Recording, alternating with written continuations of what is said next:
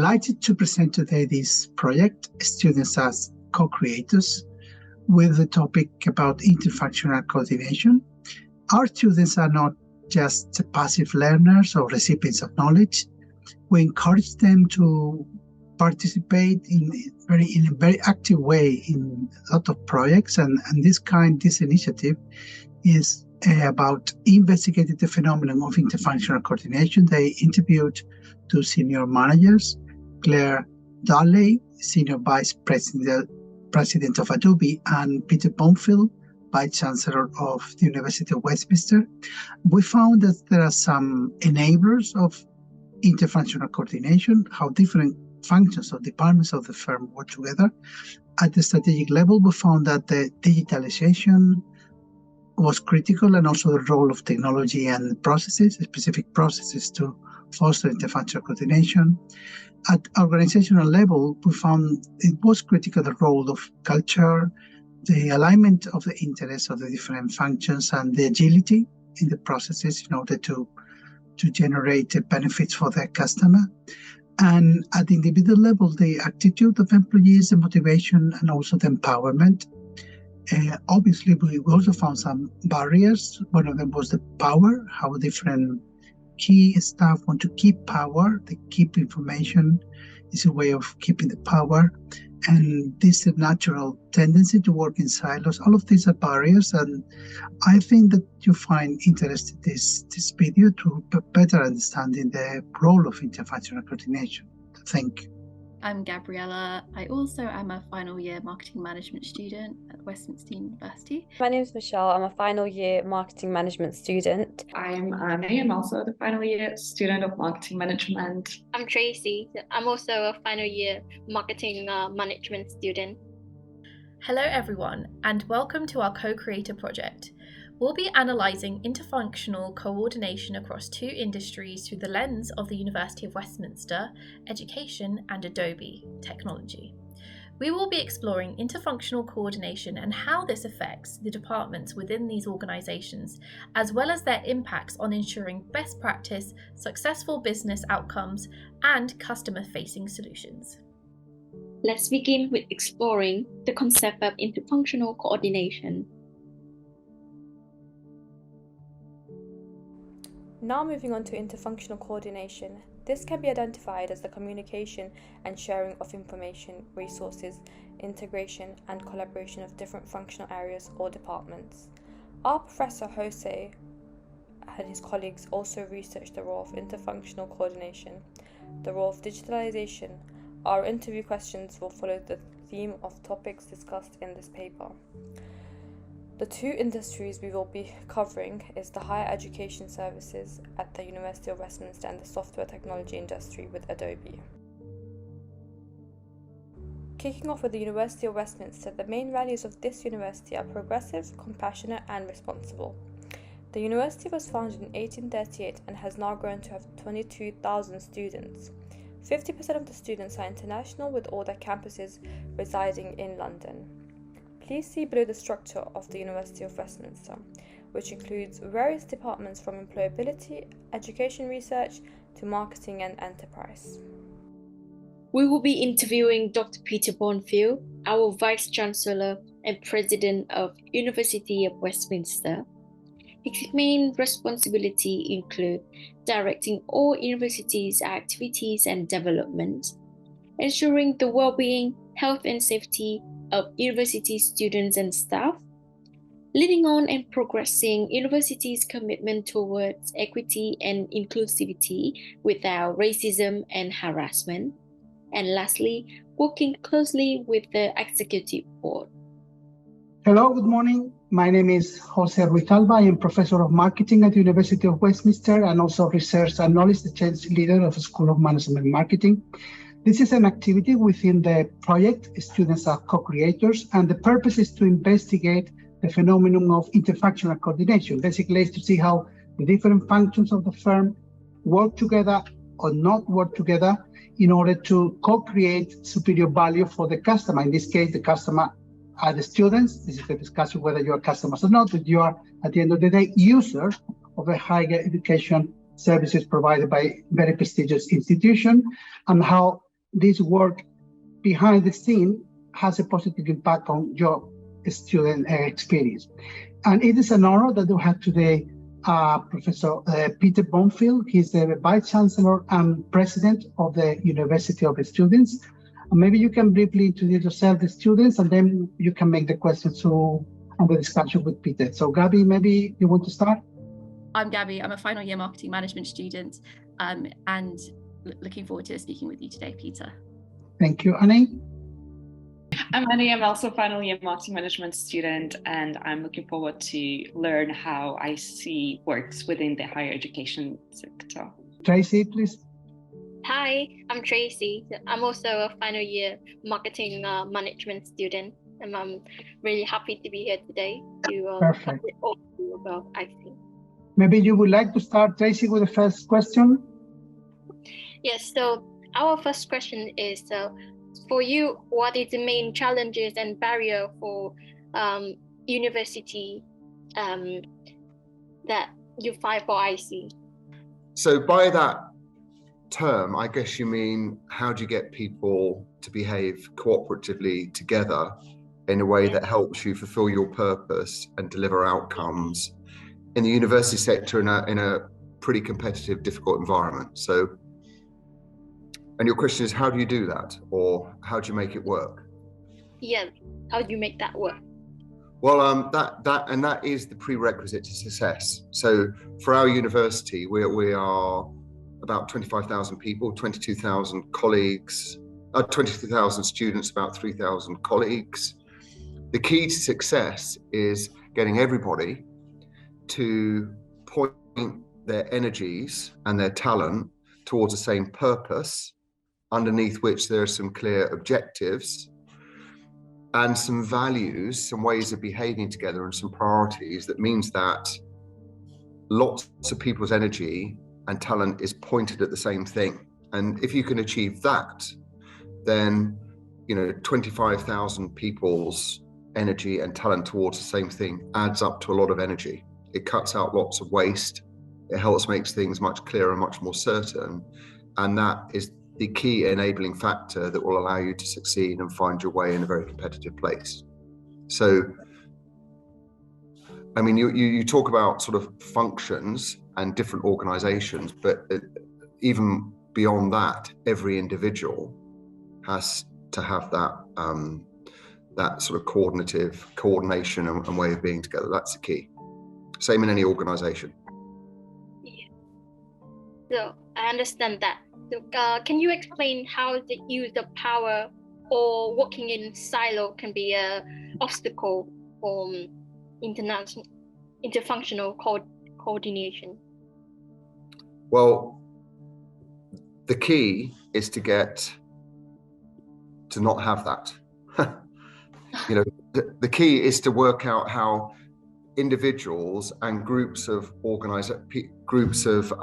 directorates or teams can all work together in a way that's harmonious and towards the same thing. And I say the secret to that is having a clear strategy, having a clear purpose, having clear objectives, having clear values that people behave together against. So that's the key to avoiding that problem.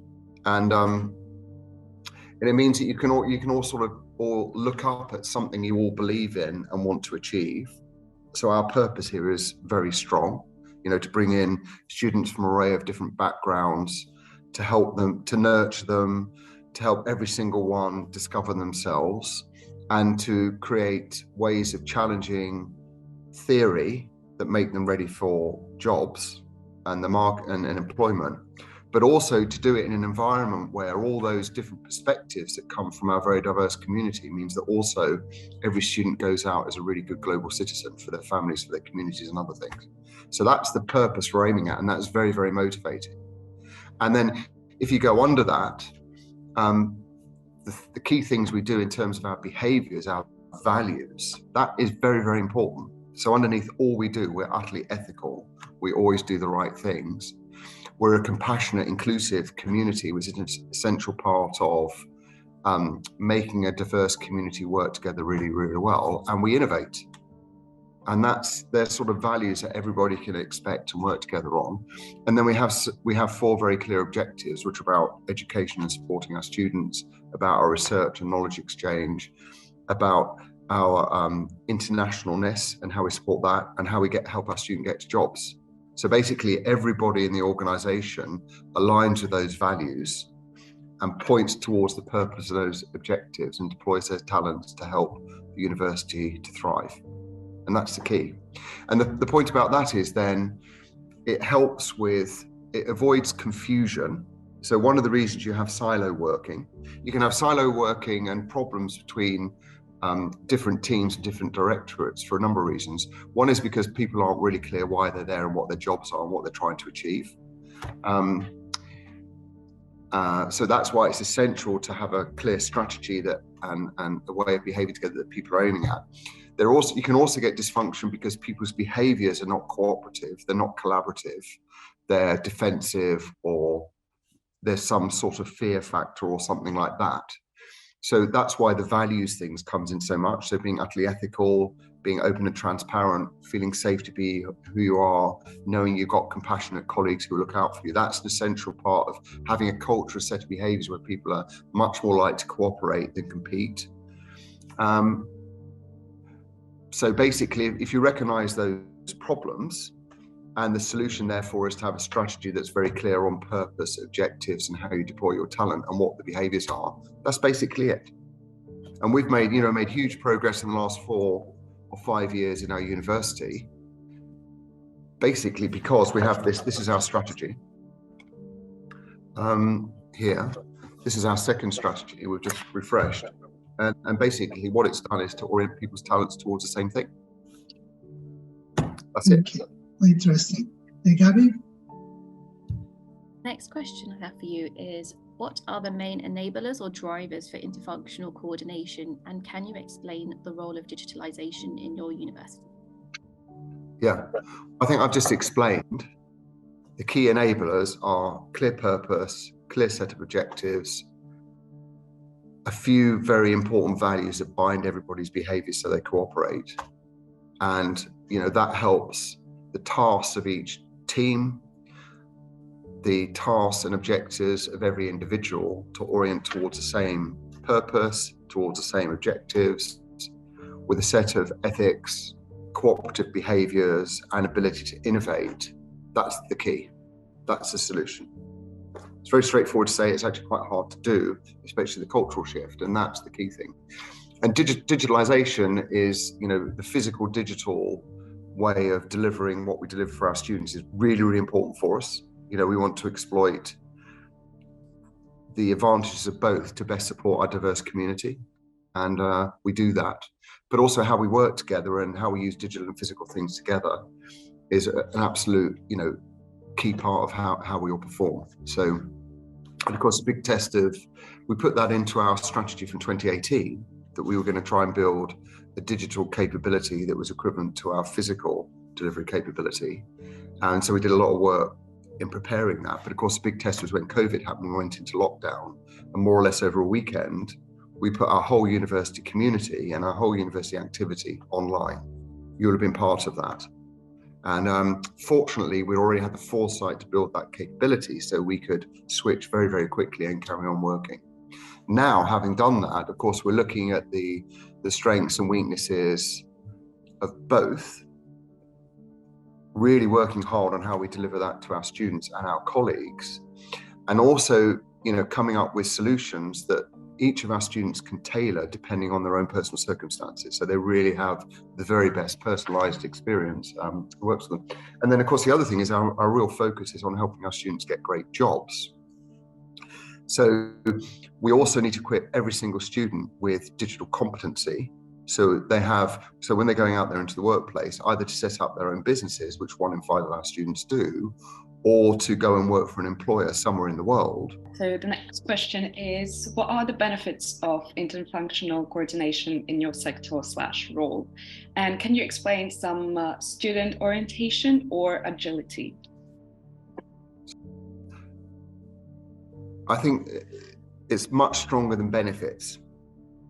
I just would like to take that term and explain it a different way. It is utterly essential. It is an absolute total requirement to have cross-functionality that's cooperative, and more than that, to have every player in your team pointing their energies and talents towards the same thing in an efficient, effective way. It's not just, there are massive benefits to it, but also it's an essential requirement. If you don't do it, you're in trouble. So, you know, if you just, I mean, if you have a sort of business context, if you just think about that, you know, we have to, the student fee is fixed, and it's been fixed now for 7 or 8 years. The government set that. The costs of everything keep going up. So, you know, you have to continue to help everybody play their part. They need to focus on the fewest things that matter in a way that plays to their individual strengths, their passions, their dreams, their interests, so that you can run a financially sustainable organization. So, you know, that cross-cooperation, that pointing people's energy and talents towards the same thing is an utter essential requirement of delivering a financially sustainable organization. So it's essential. I mean, it's an essential part of, and of course the benefits, some of the benefits though are, sorry, that's a sort of business thing, but some of the benefits are, it feels really good. You know, if you're part of an organization, we are all part of this institution. You will go out as Westminster graduates. You might not realize it now, but you will feel so proud of being part of our institution because of who we are, what we stand for, what your experience has been. Our values around being utterly ethical. The brilliant thing about being this diverse community and having this compassionate perspective on the world, and learning how to apply to challenge the theory and apply knowledge in a way that works for each of you personally, that helps you in the world of work, feels fantastic. So, you know, for my colleagues here, for all of us here who have worked together on our last strategy, when we look back at what we've achieved together by having this cooperation, it's really good. We just submitted today our Teaching Excellence Framework submission, and that shows all the progress we've made on helping our students to complete their degrees, to continue, and it measures what jobs they get. It's just, you know, and for once we've looked back and we measured all these things, and everybody that's involved, we feel so proud in our humble Westminster way about how our students have progressed and how we've stayed very authentic to our purpose and our values and delivered great outcomes for our students. So, you know, one of the other benefits of having a very clear purpose, having a clear set of values that are the right ones, and helping every individual to deploy their talents on the fewest things that matter, especially when you're at a university and we have amazing people like you who we're here to serve as support, you know, it makes you feel amazing.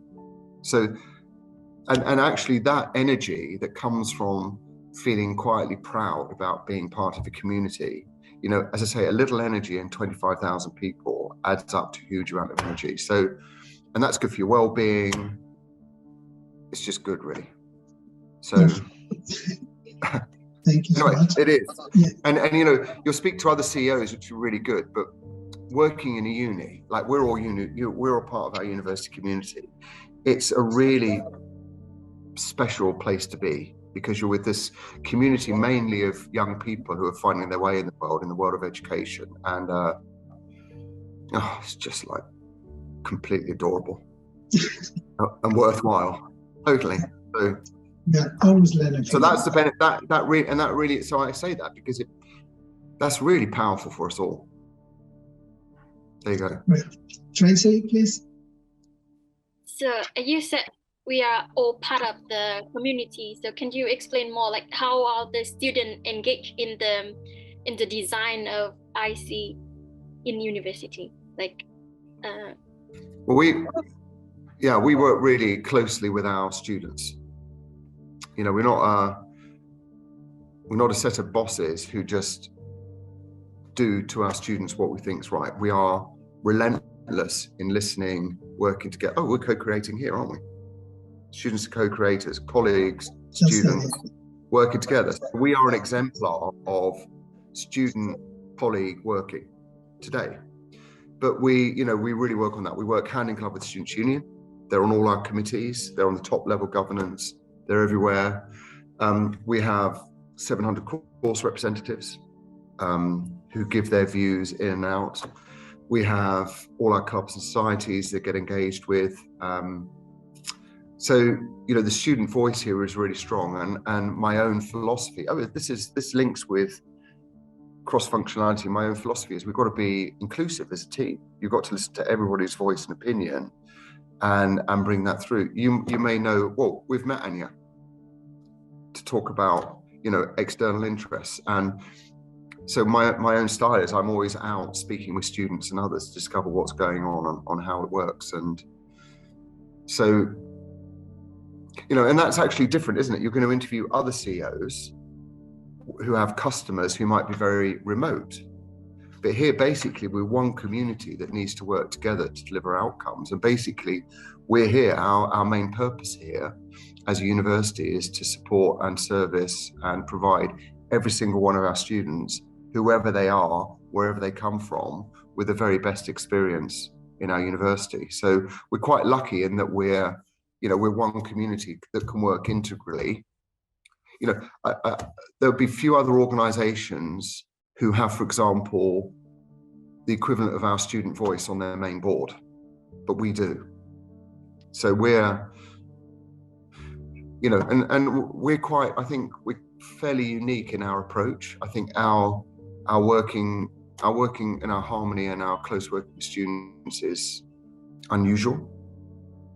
The empowerment we have is quite unusual and really, I think it's really positive and really important for us. So yeah, we walk and talk and live and breathe this sort of cross functionality with our students. And it's you have to listen all the time.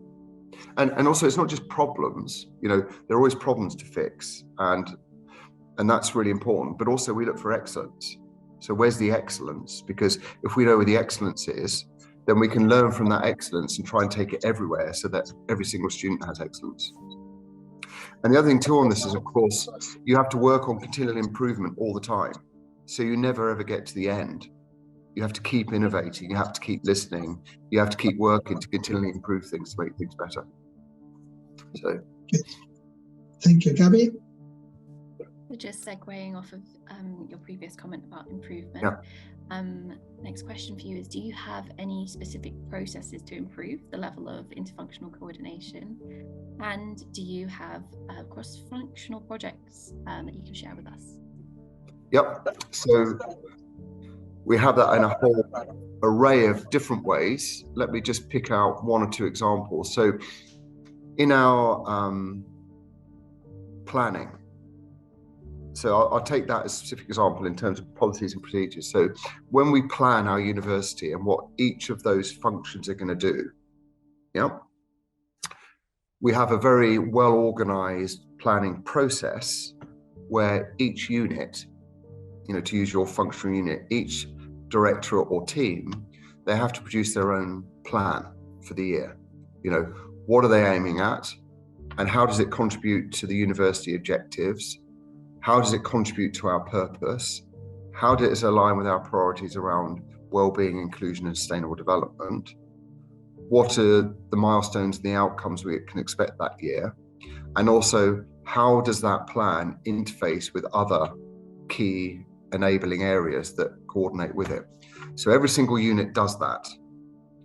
And within that too, when we have things like we have overarching priorities for the university, we have what we call work stream charters. They're called work stream charters. So basically these are priority work streams that we know we have to work on next, that every single one of those functional units, whatever they cover, have to deliver against. So, and then we build them all together, and that all results in like a plan, but also an action table, which says, right, this is a work stream charters for each of these priorities. These are the goals and milestones that needs to be achieved by when. This is the resource requirements for them, and this is a person responsible for delivering them. So the point about that is they all point up to our purpose and our objectives around our values and priorities in a way that relates to each functional unit, so they can be clear on their own priorities that they might not need to speak to many other people about. But the other thing, most importantly, it crystallizes out are the cross-cutting work streams and gives unequivocal clarity on how each unit has to work together to deliver across that cross-cutting work stream. So that's an example of how we're organized and how we do things. And if you think about, even at the top level, I have a board of a university executive board that I chair. And on that, I have, if you like, 4 main functional units. So if you go right up to the top level and you're looking at the interfunctional cooperation, I've got 4 units. We have 3 colleges who do the academic endeavor. And then I have another unit, which is professional services. Each of those has a boss. So there are 4 people that sit on the university executive board who have accountability for each of those functional units, right? Then I have 2 deputy vice chancellors. And each of the deputy vice chancellors sits on the side of that. So Sal Jarvis leads for us on education, that links with our educational priority. And she makes sure that across all those 4 functional units, everything aligns seamlessly to deliver against our educational objective. Alex Hughes is responsible for our employability and global engagement objectives. So she leads across those things to make sure that they work seamlessly and really well to support the employability of our students. And they align completely with the objectives in our strategy here. So you can see, so I've described the business planning process and how all of those many functional units connect. And then I've also given you an example at the very top about how that also connects seamlessly up to the top. So we're really spearheading in an efficient and effective way. Annie? Question? Yep. Thank you. So, and the last question is something that you already stepped into previously when you were talking about strategies and planning. How about, do you have a common reward system with shared goals, values between different business functions to mitigate the tendency to work in silos? And what are the best practices to improve interfunctional coordination? I think I've already described, haven't I, the benefits and the requirement to do cross-functional working. I don't think I'll repeat those here, shall I? Yeah, that's one. Yeah, in terms of incentives, we're not like some of the other companies you speak to where there might be some financial bonus or profit share. We don't have that. We don't have private shareholders. We are out. We have a sort of almost charitable purpose, which is to do good to support our students in the way against that purpose. So we don't have those things. So the question is, so what's the motivation? Answering your question, so what's the motivation to perform? What and how are people rewarded? And how does it work? So one of the way it works is that, of course, some colleagues will get promoted, or they'll have different jobs, or they'll have different opportunities. So individuals will find their way up through an organization that will result in them having more pay and other things. But the main motivation here is, one is achieving stability, financial stability, sustainability, and those sorts of things. So people know that this is it's very difficult to run a university. It's very difficult to have a university that's long-term sustainable. So we have to work together to make sure that happens. But then the other thing too is, the main motivation comes from who we are, what we stand for, and what we do. So that, I was saying earlier on about feeling proud of the outcomes that we achieve together. Like you will feel when you leave, a very important motivating factor that energizes our teams and each individual, and as a reward, is that we're successful and we do things that make us feel proud. And I think that unequivocally should not be underestimated. It's really, motivating to work in a university. It's really motivating to stand for what we stand for, around equalities and inclusion, fairness, addressing inequities, delivering sustainable development and things like that. It's really motivating to support young and older people to find their way in the world of work and beyond as great global citizens. And so we're very fortunate at our university. That's an inherent motivator to do well. So, yeah. Right. So thank you so much, Peter, for your time and for sharing your experience with us. It was very inspiring, and I'm sure that we will have lots of material to go through it for our project. Moving on to Adobe, which operates in the software technology industry. The main values are genuine, exceptional, innovative, and involved. The company was founded in 1982 in California, US, and in 2022 saw a fiscal revenue of $17.61 billion. There are also a total of 28,000 employees worldwide. Adobe also has 3 main products: Adobe Creative Cloud, Adobe Document Cloud, and Adobe Experience Cloud. Our second interviewee, Claire Darley, is the Senior Vice President of Adobe. The main responsibilities include leading Adobe's worldwide field sales and support, as well as leading various teams across the globe, including geo teams in EMEA, Americas, and Japan. Claire also focuses on exceptional customer experiences that in turn drive growth for Adobe.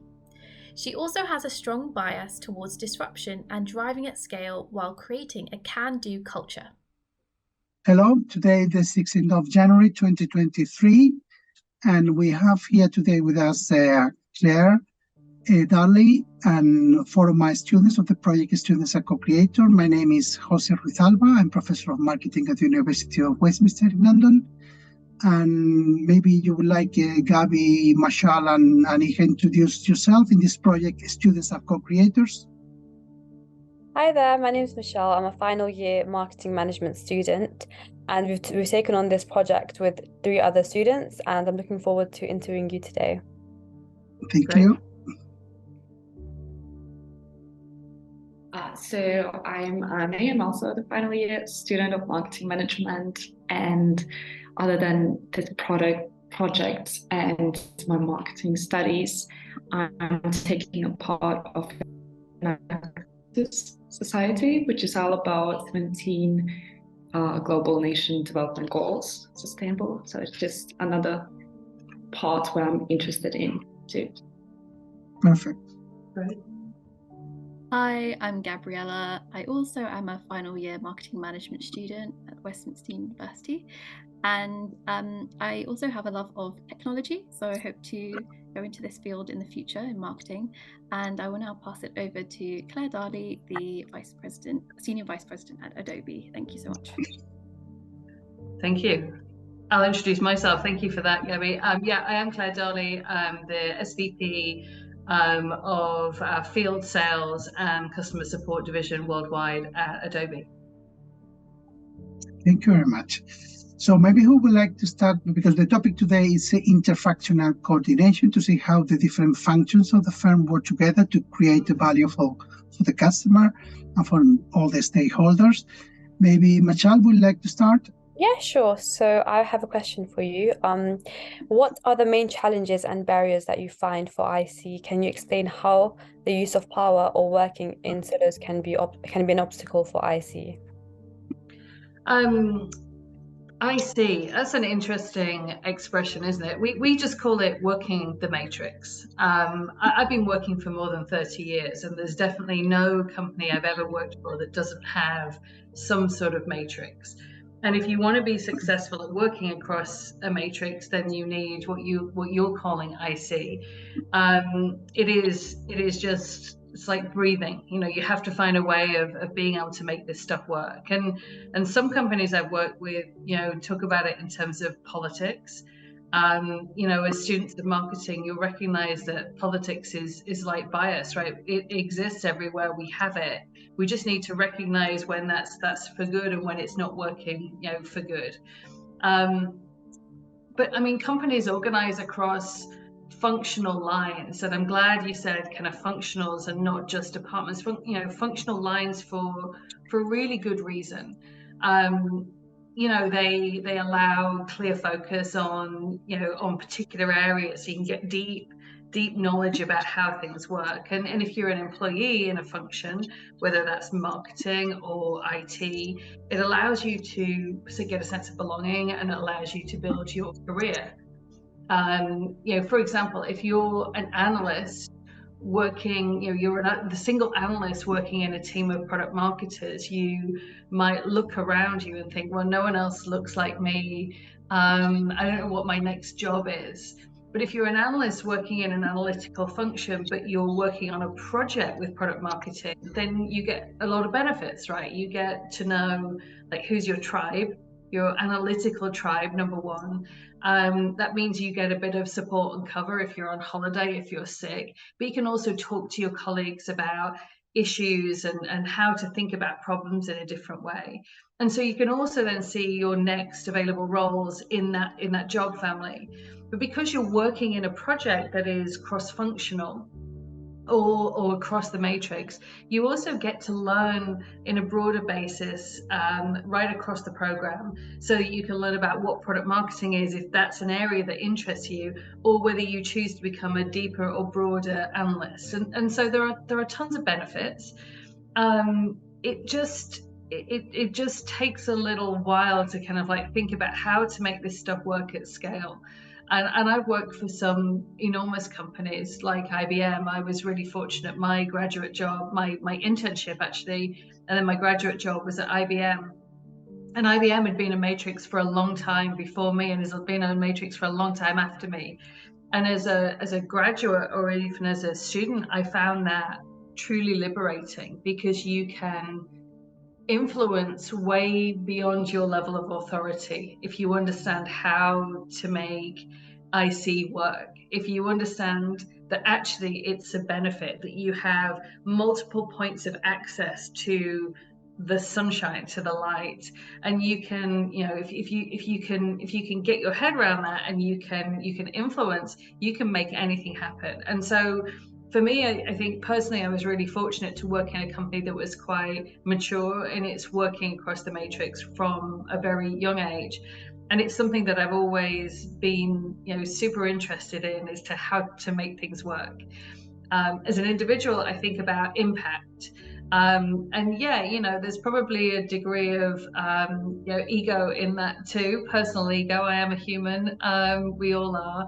But I think about impact and trying to have the biggest impact that I can have. And that means not staying in my lane. That's advice that I would give to anybody if I was coaching them, but it's absolutely true in day-to-day business as well. Adobe is 26,000 people worldwide. So it's not a huge company like IBM, but it is a big, fast-moving organization. And we get things done by harnessing that power of the matrix. And again, what it does is, if you think about harnessing it, you get to get the specialist expertise from people who are deep, knowledge, subject matter experts, but you get to galvanize them across a team, so that you're bringing difference and you're bringing inclusion, you're bringing different points of view, to bear on a project. And just think about that for a moment. We talk about how to create inclusive organizations, how to build products that are meaningful for our customers. And when you've got millions of customers, they don't all look like one white middle-aged guy. In California, they look very different. So the more people you have on a project from the more different functions, the more diverse your thoughts, and therefore your outcomes. So you can actually start to really truly think about designing for the customer, because you've got this diversity of thought in the project. So I think it's a really important topic. It's a really important characteristic. I know personally, I've thought about, how do I simplify my own organization? My own organization is 4,000 people. We have a really broad spread of different functions. And actually, my top team is now quite complex, because I've created regional roles like a VP of EMEA who runs everything in EMEA, but I've also created global roles because I want people to have functional expertise from top to bottom. And it means that my leaders, my very senior leaders, now have to work together, and they don't just get to decide their own future alone. And it's challenging. It's actually more complicated on the one hand, but will, I truly believe, drive better outcomes. Does it stop people getting upset about, can I make this decision on my own? Of course it doesn't. People are humans, right? They want to feel like they have absolute power. But trust me, after 30 odd years, I think having a few more heads in the mix for thinking is a great thing. And it's all about mindset for me. Honestly, I think your question around the obstacles, I think if people truly if they kind of almost elect out of the matrix and don't engage, they can become more disruptive than people even who say no. Actually, it's the people that withdraw rather than lean into the matrix that actually can become a lot more challenging to try and get things done. Thank you. And Gabby? Thank you so much. So moving on to our second question. So what are the main enablers or drivers for IC, and can you explain the role of digitalization? I think drivers I just spoke to a little while ago. It's about how do you create an organizational system that works. And it is a system, right? I talked about this construct. We all have to work to try and get things done, and so organizations create structures that try and make the most sense. They're not always the most sense, and if you've been studying this, you'll see that organizations tend to change on I don't know what the cadence is, Jose. Maybe it's like a 3 to 5 year cycle. They tend to kind of like move from more centralized to more decentralized. I haven't done the research on it. But either way, the more complicated a business becomes, and it becomes complicated the moment that you start to realize your business potential. You might have an amazing idea for a product, but the moment that you need to sell that product and then support customers in terms of getting that product into their hands and then realizing success, you are hitting across a whole bunch of functions, from the product idea right the way through to the marketing, through to the sales, through to the customer support, and ongoing. And it becomes a fully realized ecosystem. So it's inevitable. When businesses are small, that tends to be one person, and they have to wear all the hats, and they have to think really flexibly about how do they wear all the hats. It's why companies like Adobe recognize that actually we need to help people communicate really easily, because and actually for non-professionals, because most people who are starting a business aren't marketers, right? They're something else. They're an inventor of something, maybe a technologist. So I think it's really easy to understand how companies kind of become matrixed, totally matrixed. But in terms of like really harmonizing and galvanizing this system and making it work, it's really about people and actually creating the process. And you mentioned digitization, so people, process, and technology, they're the kind of like the three big underpins for anything in life, in an organization. For me, technology is probably the easiest bit, and I'll talk about how digitization actually helps to elevate and simplify in many ways. But process will get in your way and will kill you if you're still stuck doing things the way that you were doing them 50 years ago and the world's moved on. But people people, that's the interesting one. That's why I love doing the job that I do, because it's a really human it's a human organism. It's not a machine. It's a system that's made of people. And the great thing about people is they have free will. They can think and act and behave and do whatever they want. And the nightmare about managing people is they have free will. They can think and do and act and do whatever they want. And so it keeps everything like super fresh. And the role of leaders is to harness that, and to really try and create a vibe and a culture and something that actually helps people to understand, where they belong and how they can have their biggest impact. And I'm sure we'll talk a bit about culture and what that looks like a little bit later. And if we don't, I will come back to it. But let me just go to the second. Sorry, what were you saying, Gabby? Oh, Nothing. Okay. Let me just talk about digitization. So, again, I've been working for so many years now. I can sort of like chart the changes of organizations with the use of technology. And I'll give you an example from not very long ago, maybe like 5 years ago. As a business leader, I ran a large digital business within Adobe. So it was the Adobe.com business, and we would spend a ton of time arguing in meetings, literally arguing about what the right next best action would be. And you'd come in, you'd have done some work, some research, you'd make a proposal and say, hey, I think we should do this, we should put this promo here, we should change this messaging here, we need to culturalize this piece here. And always somebody would come back out with a secret piece of data. They'd say, but what you don't know is this report that only I have shows that customers who do this then do this. And you would spend your time arguing about whose data is best rather than actually taking action. And this is true. And it's not just true of Adobe, it's true the world over. When information is siloed, then you struggle to tie that up and knit that together to see a true holistic picture of what's going on in the world. And so, this idea was born, in Adobe around what we called at the time DDOM. It was the data-driven operating model. And it was about creating one single version of the truth. It started with the concept of a dashboard, but it became much more. It became like a philosophy. It's so powerful that it became a philosophy of this is how we will run our business, and it's evolving even more, and to something that's even more customer centric now. But at the time, it was like trying to figure out the customer journey from discover, try, buy, use, and renew, the whole journey, and figuring out what the consistent and common measurements that we needed to have in each of those journey steps.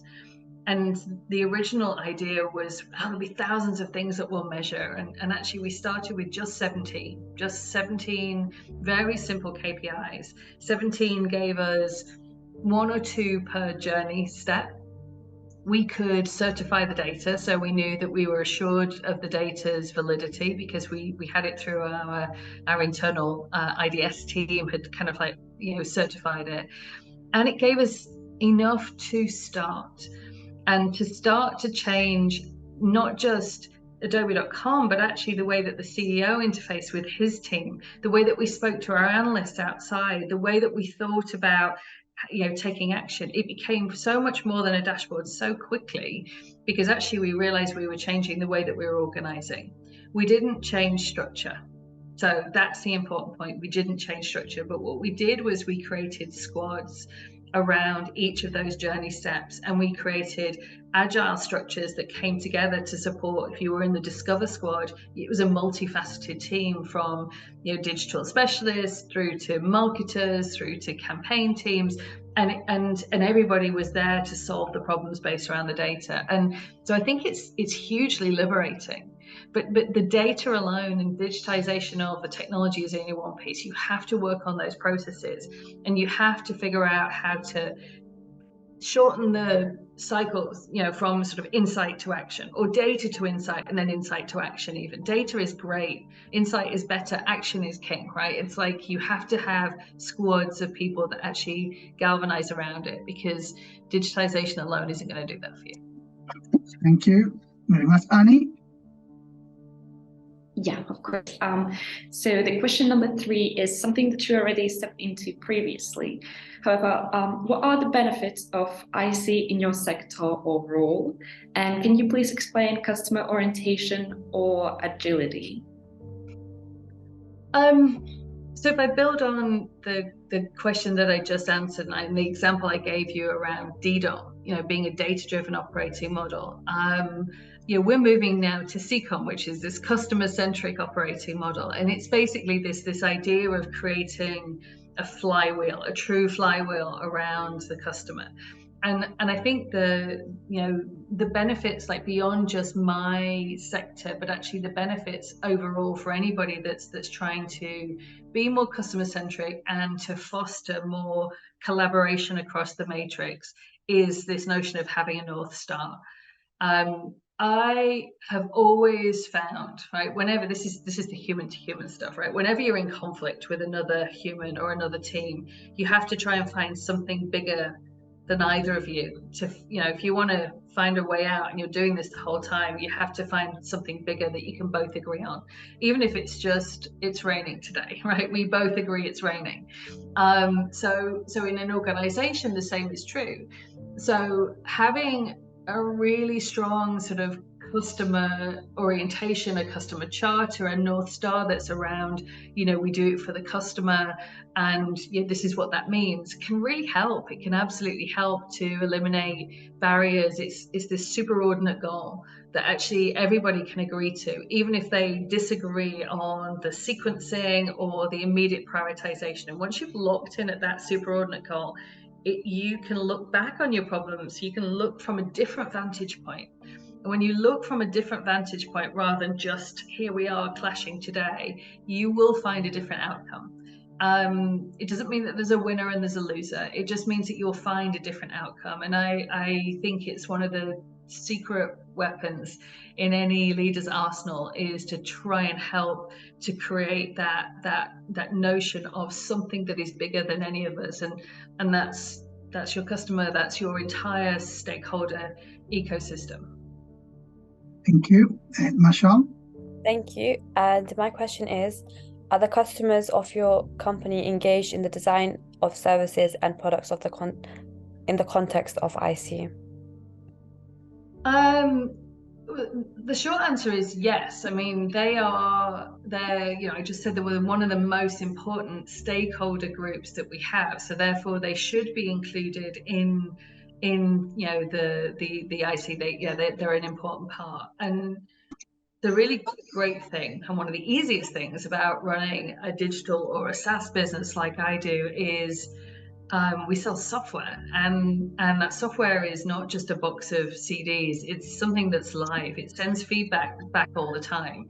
So if you can imagine, if you use, and please, I hope you're using Adobe software, but if you're using Adobe software and you get something fails or something breaks, or actually even if you're having success, we get to see not what you create, but we get to see the actions that people take in the software every single day.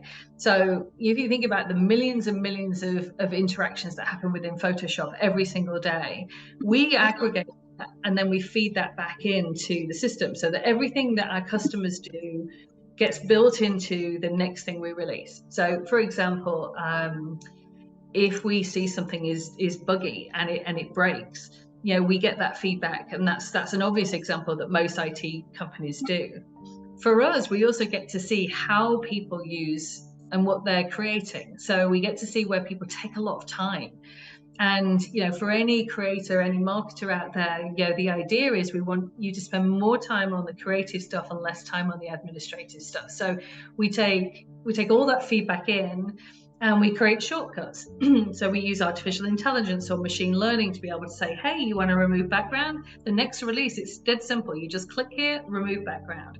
So I think they're an enormously important part of the stakeholder group across the matrix. And if you're really building a flywheel organization where the customer's at the center, then it's not just about, organizationally, how do we do it for the customer, but actually from a product and from a company conception point of view, we actually get to feed that information back real time and build it into the next releases. Thank you. Gabby? Thank you. Next question for you is, do you have any specific processes to improve the level of IC in your company, Adobe? And do you have cross-functional projects? I think every project that we do is cross-functional and involves people across the matrix. I mean, seriously, I'm not even joking. I'm just trying to think of a single example of something that I'm working on that doesn't involve somebody from outside of my team.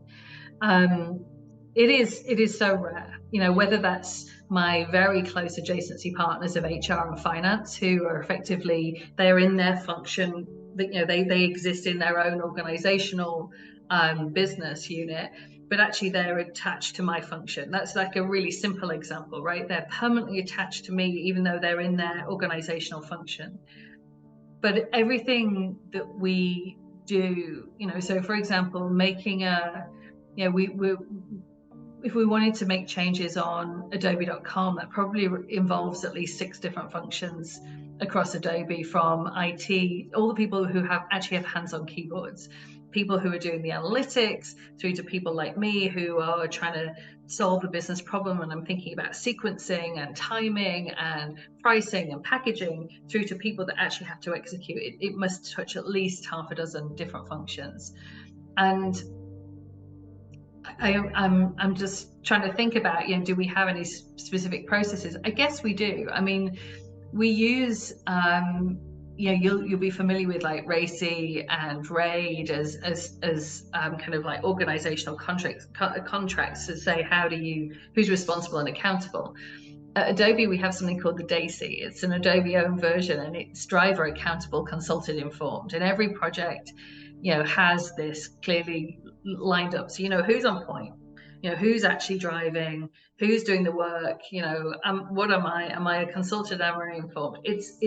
That helps.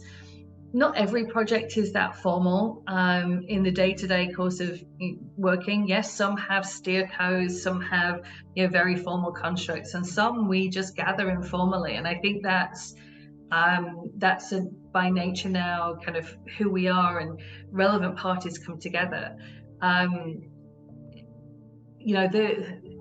There can sometimes be conflict, right? There can definitely sometimes be conflict about, not just are we agreed on the same thing, we probably are, but actually the sequencing or the prioritization or the rollout of that may have different consequences. So for example, there are a few things that I want on the IT roadmap this year that I think are important deliverables for my business, for my customers. And my colleague who is, who leads product marketing has an aligned but a slightly dissimilar view.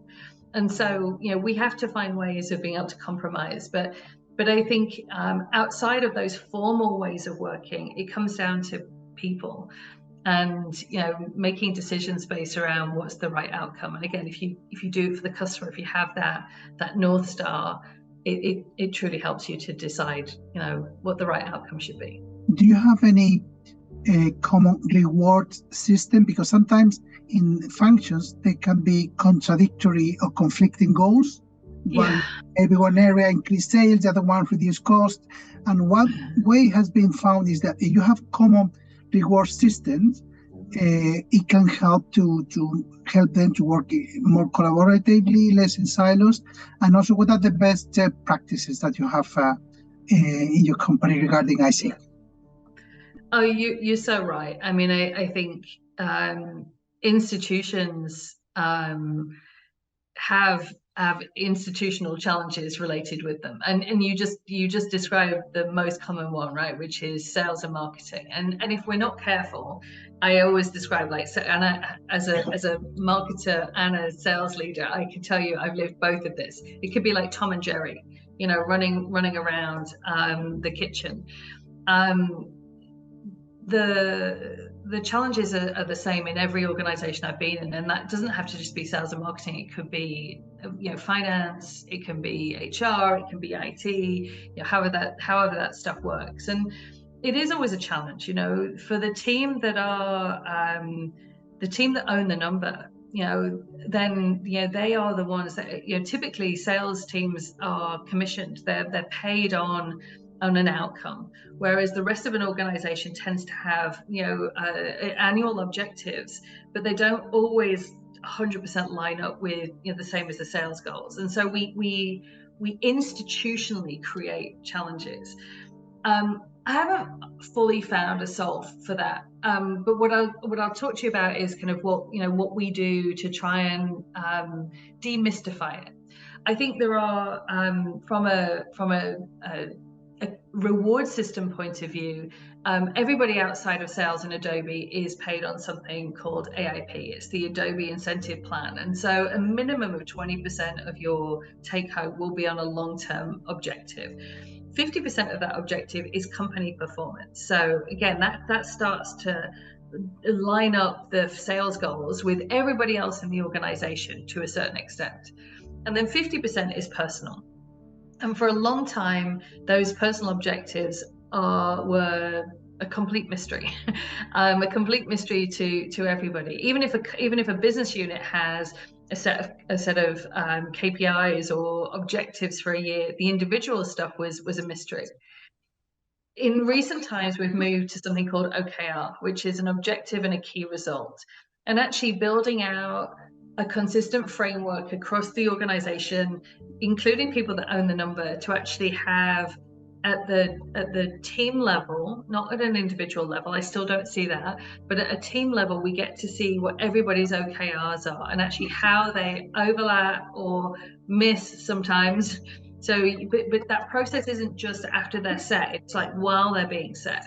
So we can truly understand, when we're creating a superordinate goal, we know what the expectations are. So for example, will IT deliver that project that is so important to me, and will marketing spend the money that is so important to me? We try and align it up.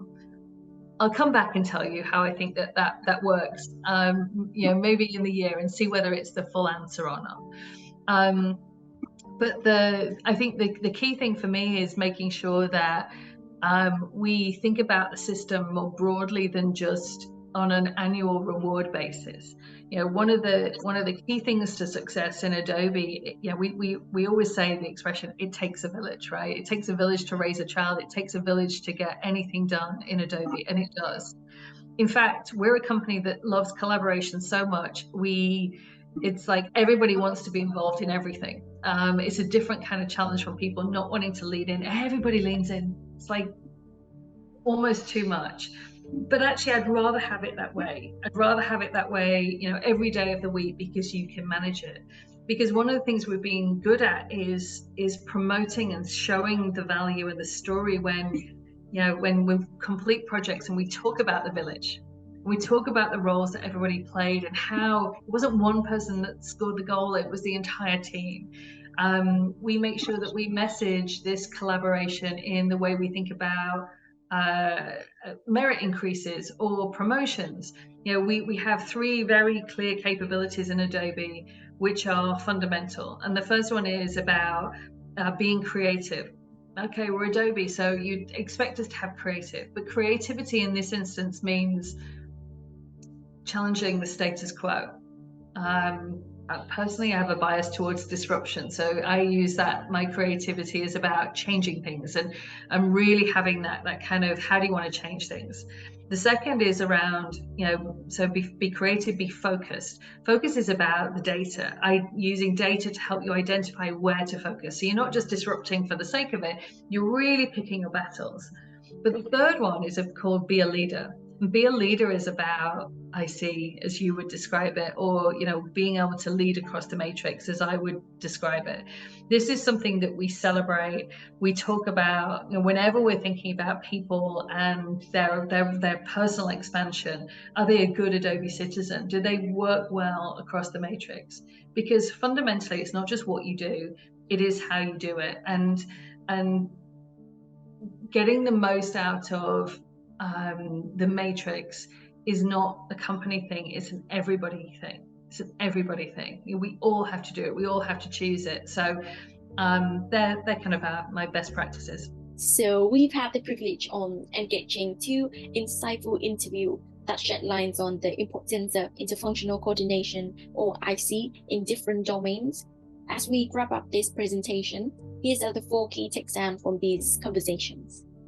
In both interviews, we've witnessed that IC is not just a desirable aspect, but an essential requirement for growth, excellence, and sustainability. It enables companies to streamline processes, reduce waste, and respond more effectively to challenges. It also cultivates a culture of cooperation, innovations, and adaptability, making them better equipped to serve their stakeholders and achieve their objectives. As we reflect on these valuable insights, let us remember that IC is not just limited to any sectors or industry. It permeates across all areas of human endeavor, empowering us to tackle complex problems, harness collective strength, and pave the way for a brighter future. Thank you all for being a part of these enlightening sections, and I hope that we can take these learning forward to drive positive change and foster a collaborative environment in our respective domains. Thank you.